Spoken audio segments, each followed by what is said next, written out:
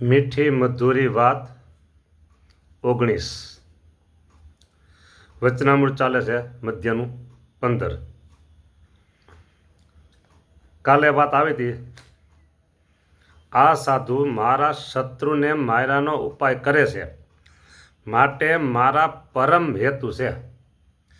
આપણામાં કોઈ પ્રકારનો દોષ હોય, કોઈ પ્રકારની ખામી હોય, કોઈ પ્રકારના દુર્ગુણ હોય, અરે છેલ્લી બાકી ભગવાનને ઓળખવાની પણ ખામી હોય. ભગવાનને જ્યાં સુધી તમે સર્વોપરી, સર્વ અવતારના અવતારી, સર્વ કાળના કારણ, સર્વે નામના નામી, સર્વે ધામના ધામી, અનંત કોટી બ્રહ્માંડના કરતા હરતા નિયંતા, આટલું ન સમજાય. સર્વે અવતારોના અવતાર્યો, આ ન સમજાય.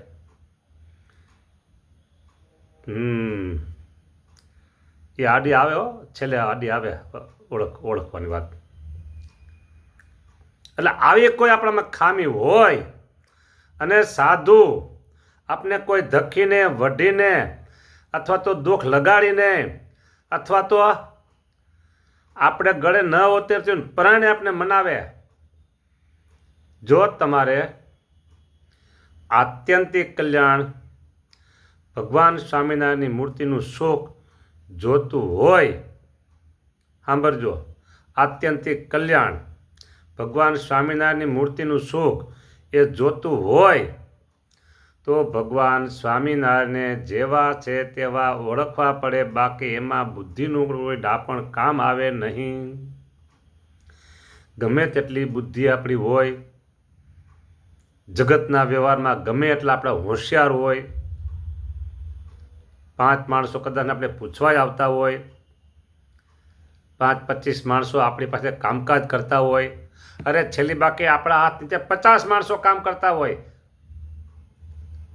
અને ફટાફટ આપણે આમ એના ઓન ધ સ્પોટ જે કોઈના પ્રશ્ન સોલ્યુશન કરી દેતા હોય.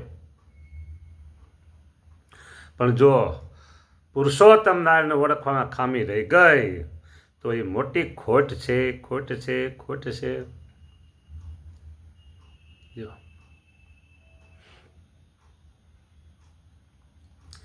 વચનામૃતને તમે આગળ રાખો તો 2 વાતો મળશે. અવતાર અવતારી એક છે એ પણ વાત મળશે. અવતાર અને અવતારી જુદા છે, ભિન્ન છે, એ વાત પણ મળશે. ઉત્કૃષ્ટ વચન હોય એ ગ્રહણ કરવા. આપણે જે વચનથી પુરુષોત્તમ નારાયણનો મહિમા વધારે સમજાય તે વચન ગ્રહણ કરવા. અને આમાં કદાચ ને આપણે દુઃખ લાગે તો આપણી ખોટ.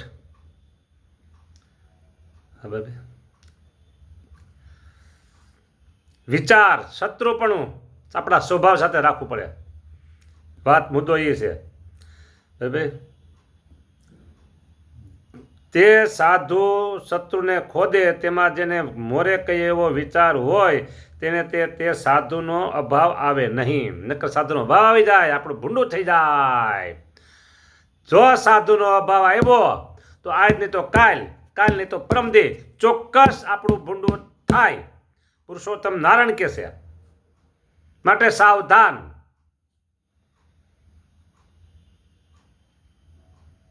બોલો,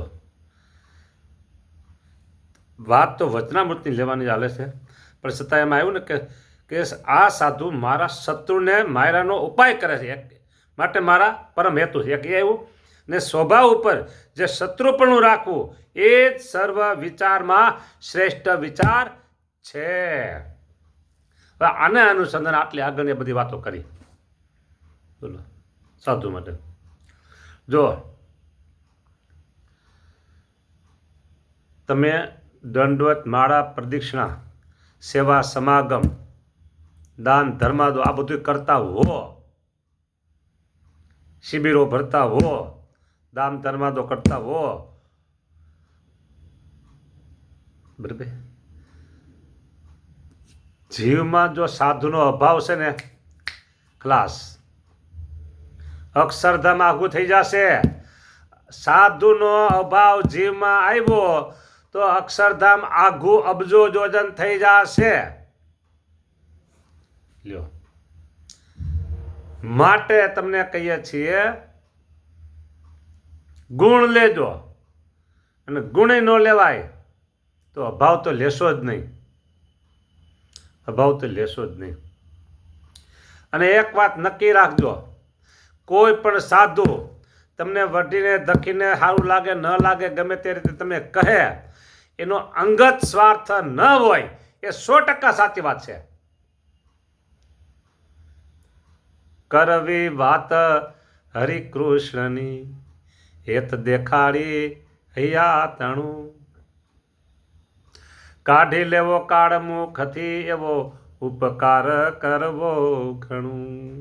કાળને મોટા બંધ કાઢવાની વાત છે.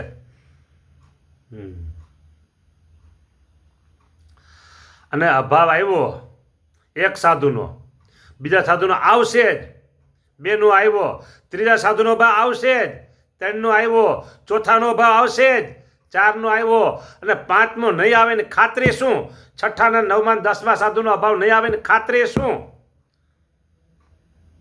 જન્મ ખરાબ થઈ ગયો. પૈસા ગમે એટલા હોય, જન્મ ખરાબ થઈ ગયો. પૈસા જન્મ નહીં સુધારે, પૈસો એ જન્મ નહીં સુધારે.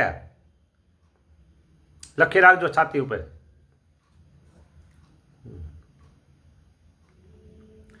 સાધુ તમને વઢશે, સાધુ તમને ધકશે, સાધુ તમને ખીજાશે, તોય અક્ષરધામમાં લઈ જશે. તોય અક્ષરધામમાં લઈ જશે. પછી શ્રીજી મહારાજે વળી પ્રશ્ન કર્યો છે.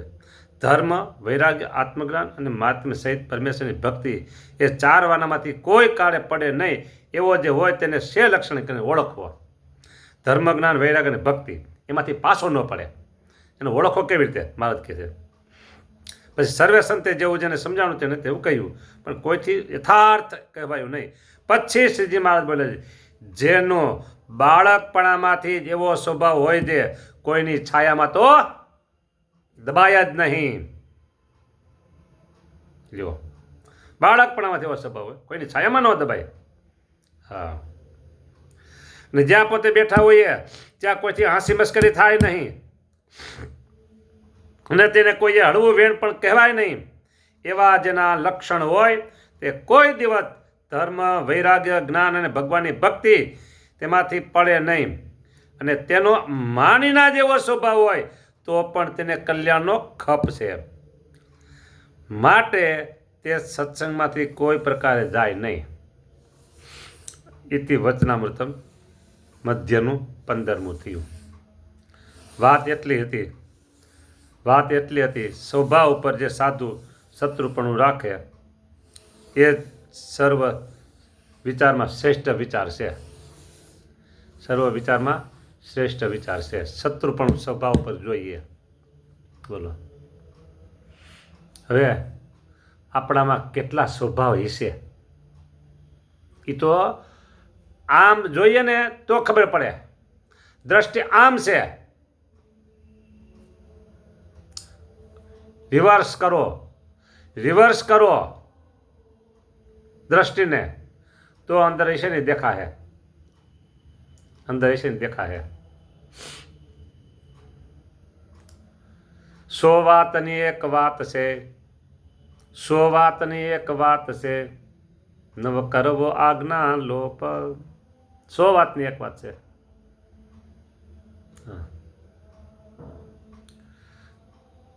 ગમે એટલા સત્સંગના બહારના ગમે તેના આપણે કામો કરીએ, બરાબર, દેશના વિદેશના પરદેશના કામો કરીએ, હા, અને જીવમાં સાધુ પ્રત્યે નફરત જાગી ગઈ, જીવમાં સાધુ પ્રત્યે નફરત જાગી ગઈ,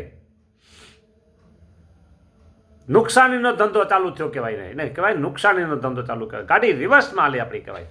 સમજાને? હા, બોલો. વચનામૃત તો આપણે પોકારી કહેશે, પ્રભુ કરવું શું? અહીંયા એમ કીધું સ્વભાવ ઉપર શત્રુપણું રાખવું. સ્વભાવ ઉપર શત્રુપણું રાખવું. અને વડતાલનું વચનામૃત પહેલું છે. ઓહો, વડતાલનું વચનામૃત પહેલું છે, પહેલું વચનામૃત. ત્યાં એમાં મહારાજ એવું કહે છે કે કલ્યાણને માર્ગે ચાલે ને એને ઈચ્છે, કલ્યાણને જે ઈચ્છે તેને તો મન સાથે જરૂર વેર બાંધવું. મન સાથે વેર બાંધવું. બોલો.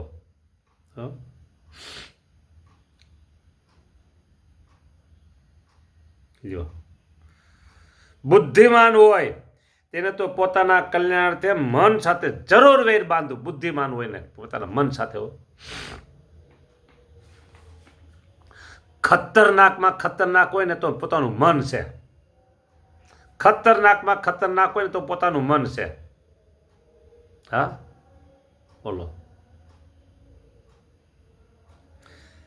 એટલે કીધું ભગવાનના સ્વરૂપનો દ્રઢ નિશ્ચય હોય, ભગવાનના સ્વરૂપનો દ્રઢ નિશ્ચય જેને હોય તેને સમાધિ છે અથવા નથી તોય પણ તેને સદા નિર્વિકલ્પ સમાધિ છે. અને પછી એમ કીધું કે બુદ્ધિમાન હોય તેને તો પોતાના કલ્યાણને અર્થે મન સાથે જરૂર વેર બાંધવું. બુદ્ધિમાન હોય તો જરૂર વેર બાંધવું. પછી એ મનને જીતશે તો પણ સારું છે, મનથી હારશે તો પણ યજ્ઞભ્રષ્ટ થશે. તેમાં અત્યારે જાતા સારું છે. માટે જેને કલ્યાણી છે તેને પોતાનું મન સાથે જરૂર વેર બાંધવું. વડતાલનું વચનામૃત પહેલું પૂરું થયું. હવે વાત 1 મિનિટમાં કહી દઉં. ક્યાંક આપણું માન થાય, ક્યાંક આપણું અપમાન થાય, ક્યાંક આપને યોગ્ય ન્યાય મળે, ક્યાંક યોગ્ય ન્યાય ન મળે, ક્યાંક આપણને કોઈક 2 શબ્દ કઠણ કહે, કોઈક 2 શબ્દ સારા કહે. આવા સમયે જ્યારે આપણે દુઃખની લાગણી થાય, દુઃખની લાગણી, ત્યારે સમજવું અંદર માન, મંજીભાઈ, માન માન માન માન બેઠું છે અંદર. માન નહીં, માન જન્મ બગાડે છે. માન છે ને એ જન્મ બગાડે છે. એટલે આજે આ મીઠી મધુરી વાતમાં દોષ ટાળવાની વાત ખાસ છે. નહીંતર આપણું કલ્યાણ બગડી જાય. સાધુનો ભાવ લેવો નહીં, ક્યારેય નહીં લેવાનો. હા, એ ખતરનાક છે. સાધુ પ્રત્યે નફરત થઈ ગઈ, બરાબર, એ બધો આપણો જન્મ ખરાબ કરે એવી વાત છે. જય સ્વામિનારાયણ, જય સ્વામિનારાયણ. બરાબર.